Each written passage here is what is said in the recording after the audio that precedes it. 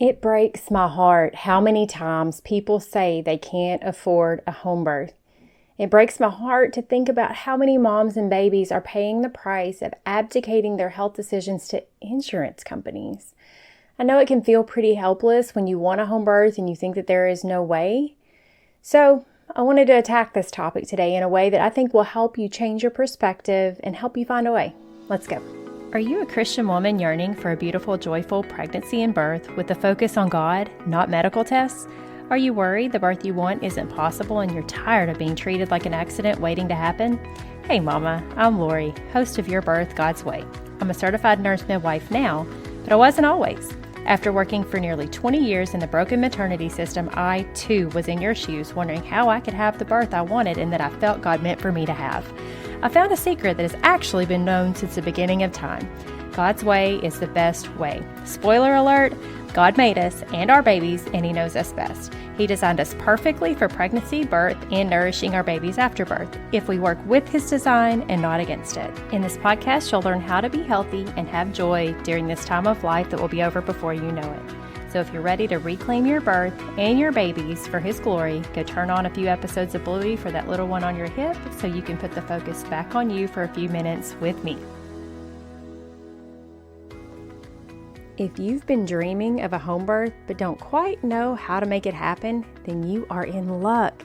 After getting tons of questions from moms and dads about home birth, I decided to put together a course to cover it all in a way that you can rest assured you're covering all your bases. Inside this course, we're going to go deep on how to get your family on board or how to navigate those hard discussions if they just won't see it your way.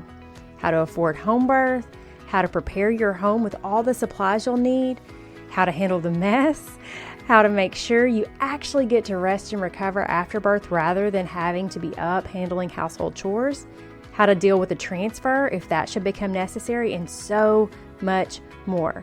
This home birth prep class is going to be live and it will run 4 weeks on Thursday nights at 7 p.m.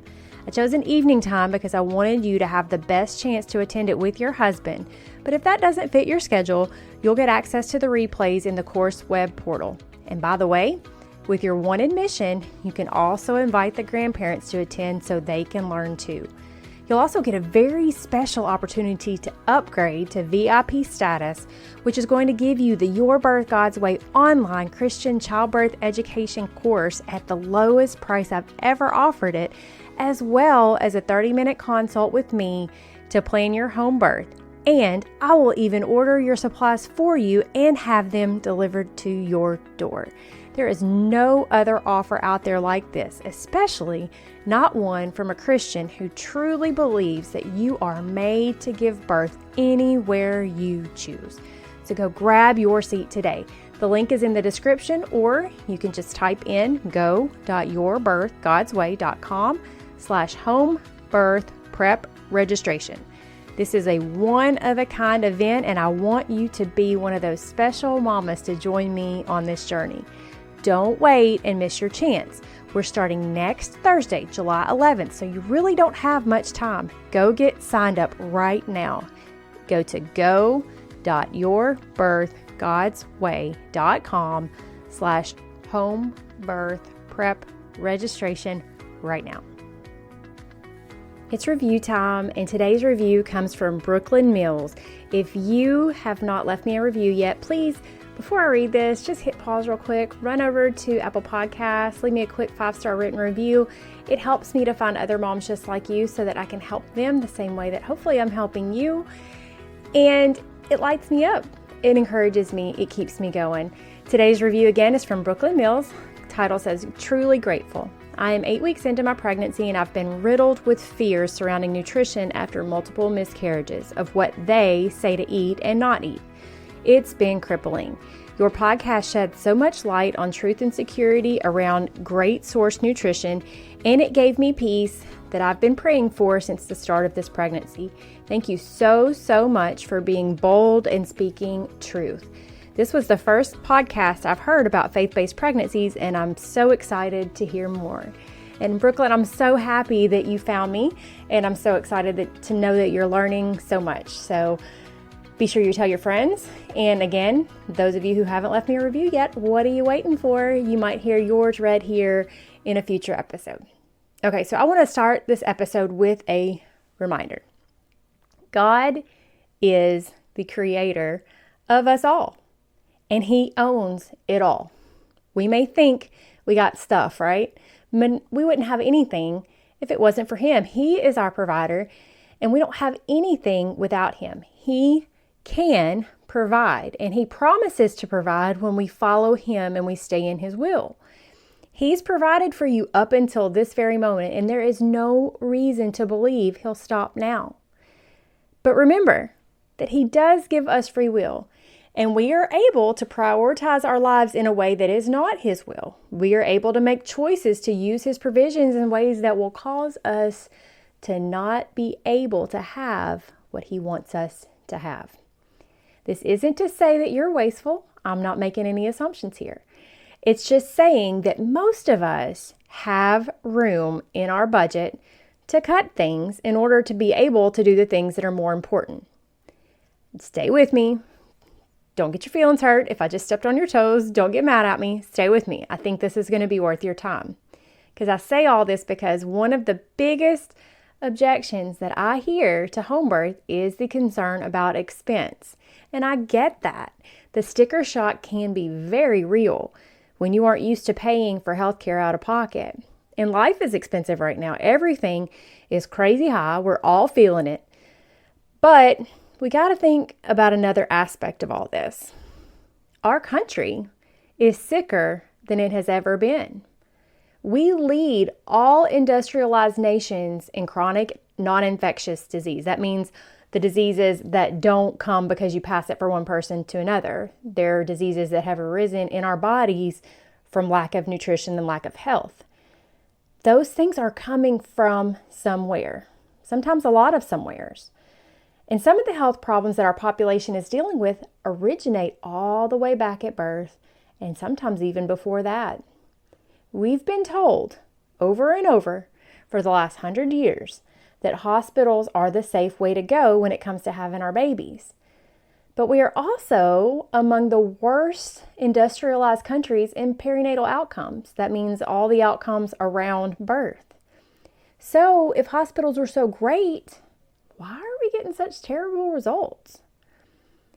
So this is the part of the episode where I talk to those of you who are listening but aren't pregnant. Okay, so this is just kind of a little aside.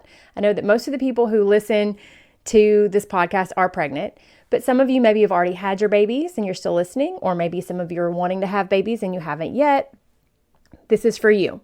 This is also for the grandmothers who are listening, or the midwives, or the doulas who have influence over women in their childbearing years. Start saving now. Start sacrificing now. Put something away every month in a fund so that you will have that money when the time comes, so you don't have to worry about the things that we're going to talk about today. Okay, grandmothers, what better blessing to your daughter or your daughter-in-law than to be able to bless them, to give them a birth at home? That would be a beautiful gift, better than all the gifts that get regifted at future bridal showers or baby showers, right? What better gift? What better blessing? So for those of you who aren't pregnant or who are listening, maybe to be able to assist people that are pregnant, those notes are for you. Start saving now, or start encouraging the people in your life who are still having babies to start saving. We'll talk about another little change that might help some of those moms as well as we go on. So where does the expense for home birth come from? Why is it seemingly expensive, at least at face value? It seems expensive. Well, first, I want to talk about what you're paying for. In whatever that global fee is that your midwife charges, let's talk about what you're paying for in that. I want to lead this by saying that I don't know any rich midwives, okay? None. Literally none. Midwives lead a life that many would never even entertain or consider. They get called away from graduations, from Christmas dinners, from sleep, you name it, and yet they are willing to leave at a moment's notice for you. Most midwives struggled to pay for their education, And now they're simply trying to make a living with that education that they struggled to get. Do not, for a minute, let yourself believe that they are not worth every dime that they ask for and more. They help protect your birth so that you can check out mentally and labor properly without worrying. That's their job to carry the worry, not yours. And a good midwife is going to do that for you, and that alone is priceless. So with that in mind, what are you paying for when you choose a home birth? Well, first of all, you're paying for your prenatal care. So many of you are probably only used to what prenatal care is like in a conventional setting where you go in, you wait maybe an hour or two in the waiting room, you might get to see your doctor for 5 minutes, maybe 10 if you're lucky, and that's it, and you're back out, okay? That is not what it is like with a home birth midwife, not even a little bit. You might get up to 14 hour-long prenatal visits, depending on how early you start and how frequent your visits are. Somewhere around 12 to 14 is probably average. So that's 12 to 14 hours that your midwife is giving you leading up to birth. Doesn't even count the birth. Those are one-on-one hours where they are investing in you. They are teaching you. They are doing vitals. They are measuring your baby. They are looking at your nutrition. They're making sure that your baby is growing properly. They're looking at baby's heart rate. They're talking with you to make sure that you're prepared. They're doing all kinds of things. Sometimes they're running labs if that's what's needed at that point. That's a lot. And they are giving that to you above and beyond what any doctor is ever going to in conventional care. Not to mention the time that it took them to drive to you, because most home birth midwives don't necessarily have an office. They come to you for your for your prenatal visits. So they're spending time driving to you, spending time driving back home, and then spending that hour with you. And many times they're coming to you for these prenatal visits after being up all night for a birth. So they are really, really pouring into you in a way that you don't see in any other aspect of healthcare in our country. Beyond that, as part of your prenatal care, you usually have phone access to your midwife 24 hours a day for anything that goes wrong, and they'll actually answer and actually call you back. What doctor are you going to call for some problem at midnight and they're actually going to call you back? Now, caveat, if it's not an emergency, please, please, please let your midwife sleep. She needs her sleep, okay? Don't abuse this privilege. However, she does offer it. Most of them do. That is a blessing, and that is worth compensation.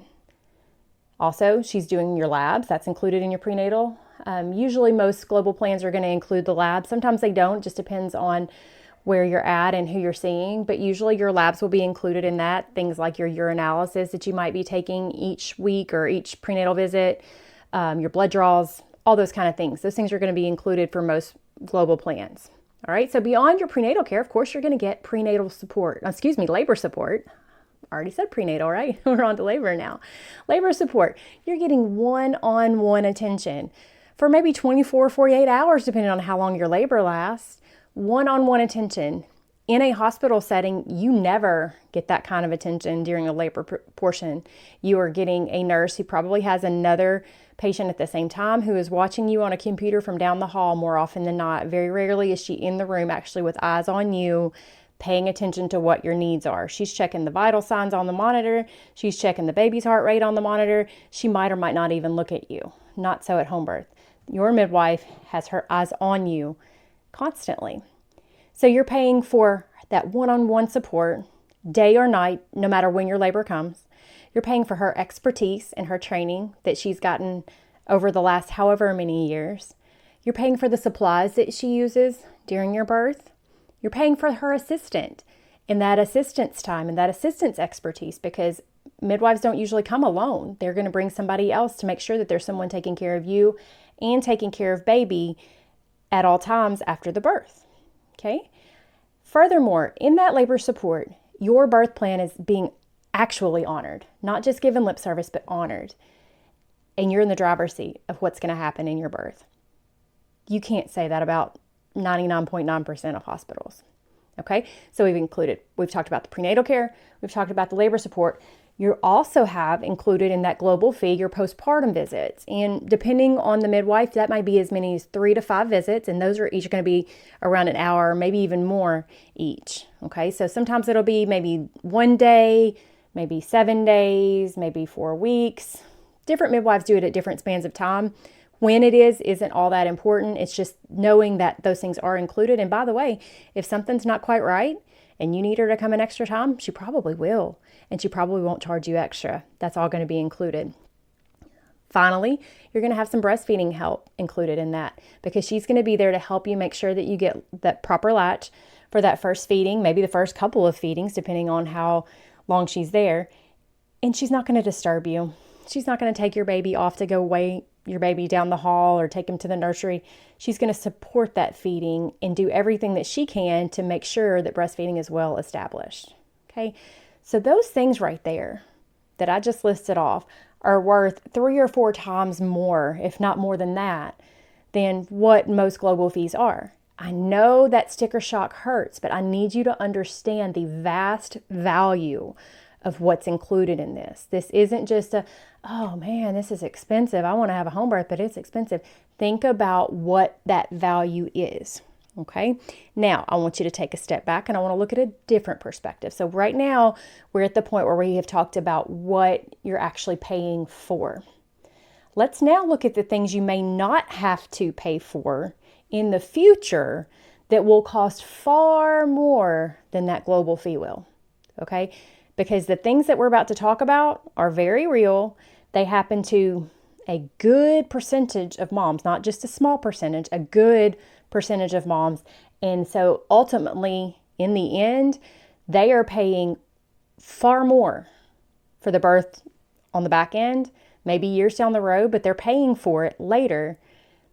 And if they had made the choice to sacrifice and pay for the home birth on the front end, these issues would have never even they wouldn't have ever entered the picture to cause you to have the extra cost. That was a little bit of a tongue tire.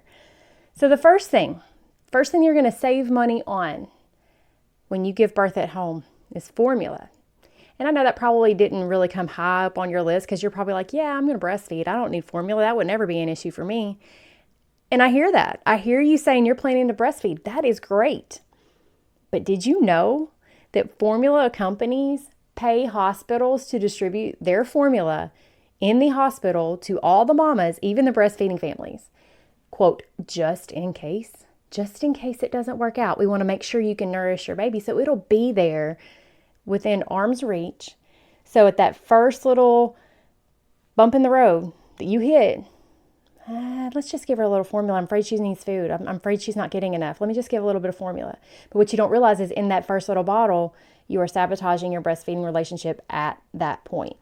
And they pay the hospitals to make sure that those little traps are easily accessible for you.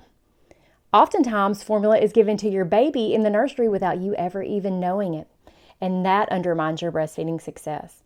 See, when you leave the hospital without having established breastfeeding, and maybe without access to a lactation consultant once you go home, with these influences from the media and from your family maybe telling you that, it's no big deal. It's no big deal. Fed is best. Breast isn't best. Fed is best. And you're hearing this everywhere and like, yeah, we know you want to breastfeed, but it's no big deal if you just give a bottle or two. It is almost inevitable that you will start using formula, and then slowly but surely, that's all you'll use, because the breastfeeding relationship will be undermined to the point that it's going to fail. Formula is expensive, and it doesn't give your baby proper nutrition. So you are setting yourself up for at least a year, maybe longer, of expensive formula that you would not have had to pay for, most likely, with a home birth. I know that's not a 100% blanket statement, but the factors that are present in a home birth that sets you up for success are not present in the hospital. So that is a big expense. And I guess I should have probably ran some numbers for you. Like, what does formula cost over a year? I don't even know, especially now because everything is so crazy expensive now. So that one expense, if being at home can save you from that one expense, that alone is probably, I'd say maybe as much as half, if not all, of your home birth costs. All right, next one, trauma. You know, I did an episode about that not long ago. It had crazy downloads because so many of you listening to me right now already have that traumatic birth in your back pocket. you already know that what I'm about to talk about is real. If you're in our Facebook group, you've heard these stories. If you're not, you've probably heard them from other people. Stories of moms with this or that happened, this or that process, this or that thing that was done to them during their birth that they're now carrying with them daily as a result of something that happened at that hospital during the labor and birth process. If you experience one of these things, and a whole lot of mamas do, if you experience these things and then you seek counseling, that comes at the rate of at least $100 an hour or so in most cases. If you don't seek counseling, you'll still pay in the form of your mental health and your view of your self-worth, because it will be sold to you that whatever that happened is your fault. And you will carry that with you whether you realize it or not. That is a huge mental expense and physical expense that you can very possibly dodge when you give birth at home. Next, the actuality of insurance. See, insurance plans, most of them carry a deductible, and many of you are probably carrying a high deductible because you're young and you're healthy and you're probably just trying to have some kind of a catastrophic plan just in case you get in a bad wreck or something like that. So that deductible alone may be higher than what your home birth fee would have been. But let's talk about what's not covered. Because recently I heard a story of a hospital birth that left a family with an $8,000 responsibility after their insurance had already paid. I heard another story of a family who had a bill of over $3,000 after having to go in just for the placenta. The placenta just took a long time to come, so they went in, and the placenta even ended up delivering on its own. The hospital didn't even really do anything, and yet they were stuck with a $3,000 bill. We've been led to believe that insurance is the way, but in reality, it's the problem. The best thing you can do, if you're not pregnant right now, this is one of the things I said earlier that I alluded to. One of the best things you can do, if you're not pregnant, is to get into one of the health sharing ministries, something like Samaritan, which is what we use that I've told you about before, which pays for home birth. I'll put a link down in the description if you want to check it out, or if you have questions, you're welcome to email me. I'll try to help you if I can. But that is what so many Christian mamas are turning to, and these plans value home birth because they recognize the excellent quality of care, the value that comes with that care, and they recognize that in the end, it's cheaper than covering hospital birth. It is a great thing to consider if you're not pregnant yet. If you are pregnant, they're not going to cover this pregnancy usually, but you could consider going ahead and signing up, and then that way you're already there for the future babies, so that in the future, this will be an option for you. Again, I'm going to put a link below in the description, and if you do decide to sign up with Samaritan, if you'll mention my name, doesn't cost you anything, but it will help my family get a little bit of a discount on one of our future month shares. It's just kind of a nice little benefit that helps me, because remember that part up there where I told you like no midwives are rich? I'm one of those people, okay? And so if you put our name down, you might save us a couple $100 one month, which is a big deal in my house, okay? Side note, forgive me, all right? Next, let's talk about the value and the cost of lost choices.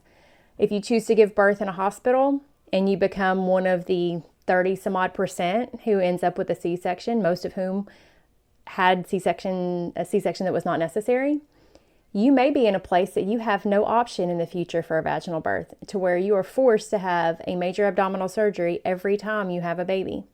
And that is a major expense. The labels that the medical system can put on you that cause you to be risked out of home birth because of rules and laws and regulations and stuff that keep midwives from caring for certain conditions, those things are costly to you. They take away your options, and that is a big cost, both physical cost, and again, mental cost. Beyond that, there's the doctor visits.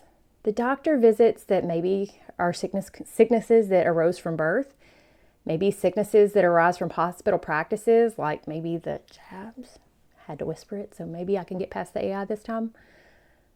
maybe the skin infections that might arise, maybe the injuries from the interventions from things like the fetal scalp electrode or the forceps.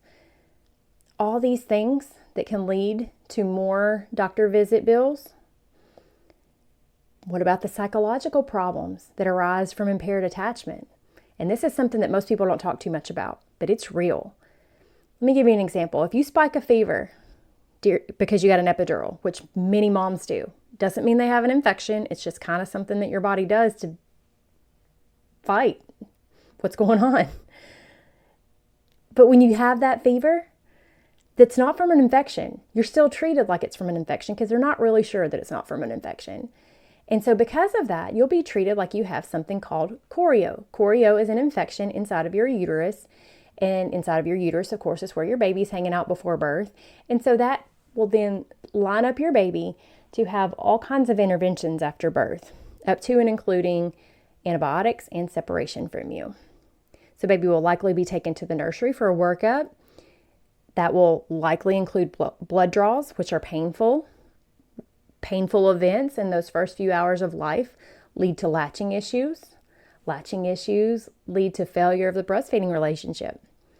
Pitocin causes your endogenous oxytocin, that means the oxytocin that your body actually makes, it causes it to not work properly. That causes impaired attachment in both directions, both from baby attaching to mom and mom attaching to baby. I think I've told this story before, but I remember when I was a nursing instructor teaching labor and delivery clinicals. I had 2 girls who were on their labor and delivery rotation, and they were in a birth, and that mom was getting all the things. She was getting the Pitocin and the epidural and all the different drugs, all the things were happening. And she had a vaginal birth. And I remember looking at that mom, and she was shell-shocked. Like, she was not really even looking at the baby. She was just kind of like glazed over, this really kind of absent look on her face. And then I look over at my nursing students, and they are boo-hooing. And they are boo-hooing because they are getting the oxytocin rush from that birth that we all get when we're at a birth. And meanwhile, the mom's oxytocin rush is being completely blocked, and she's not having it. So she's not gushing over her baby. She's sitting there like a deer in headlights. That is a very real thing, and that impacts that initial bonding that we all need to have with our mother as we gaze up into her eyes and she gazes back. Those things are impacted and blocked in hospital settings every single day, and we don't know what kind of impact that is having on an entire generation of children. We just don't know. Again, as mentioned in previous episodes, epidurals cause a disconnect between mom and baby before birth because that beautiful symphony of hormones, this exchange between mom and baby of everything's going to be okay. You're okay, baby. Mama's still here. That all gets blocked when mom's no longer feeling any pain or pressure or anything. The feedback loop that is usually there is blocked when mom has an epidural. These are all impacts on bonding that we really don't fully understand the cost of. What about the microbiome? The microbiome is altered in hospital birth inevitably.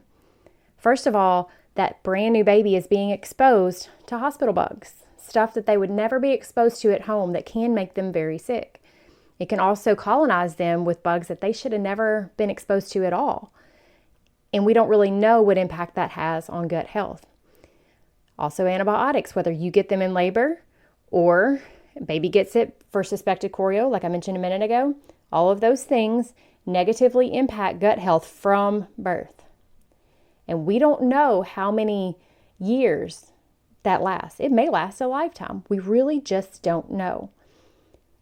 Beyond that, C-sections cause babies not to be exposed to mom's natural vaginal flora, which is the beginning of gut colonization, which leads to gut health and the ability to digest foods, milk, whatever they're going to eat over the next, I don't know, maybe 20, 30 years. We really just don't know how long this lasts. We don't know how many allergies that kids are experiencing now. You know how many kids have allergies to everything that when we were kids, we never heard any of this stuff. And yet, one of the things that's believed to contribute to these allergies is gut health issues, which we are creating sometimes before birth. So I have gone on and on and on about all kinds of different aspects of cost, what you're paying for and what you might have to pay for by not choosing to make the sacrifice to try to have a home birth if that is what is on your heart. It's overwhelming to think about. I understand that. And I know it makes you think that there is no hope to make this happen. But I want you to know that there is. Giving birth at home is not nearly as costly as it seems in light of all that we've said. And I know I hear some of you saying, yeah, but that sounds great, but the money's just not there. And I know that may be true for many of you. I know it may just be that tough. I get it. I really do. But I want you to know that there are ways. And one of the things that I'm talking about in the home birth prep class that I'm holding live starting next week is how to afford it. We're going to go into some brainstorming of ideas of how to make it happen. So if this is something that is on your heart, I want you to go ahead and get signed up. This is going to be the course for you. I want to see you have success. I want to see you have the birth that you've been dreaming of. And I'm not promising it's going to be easy, because it's not. It's not easy. But there is no sacrifice that you make that won't be worth the life of health that your baby and you are set up to have by giving birth God's way in the environment that God blessed you with. I want to help you make this happen. So I would love to have you join me. Go to that link down in the description, get signed up, and I will see you right back here with a new episode next week. Real quick, if today's episode blessed you in any way, would you head over to Apple Podcasts and leave me a quick 5-star written review? It'll take you less than a minute, but it's the best thank you can give me. And it will help my show to reach more mamas just like you, so we can all find God's best for our families. I'll see you right back here in a few days.